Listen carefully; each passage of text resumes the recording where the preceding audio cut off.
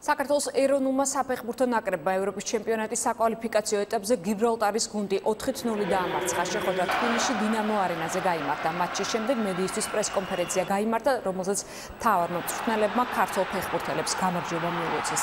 საქართველოს ნაკრები 11 ოქტომბერს შეხვედრას ლაიფციგში გერმანიასთან გამართავს.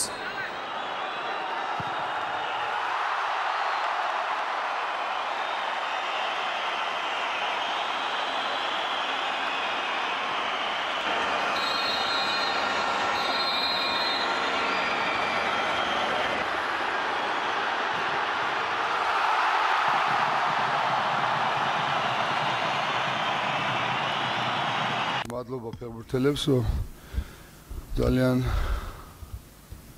კარგი თამაში აჩვენეს, კარგი ანგარიშიც მოიგეს. პრინციპში ყველაფერში კმაყოფილი ვარ და კიდევ ერთხელ უროცავ გამარჯვებას.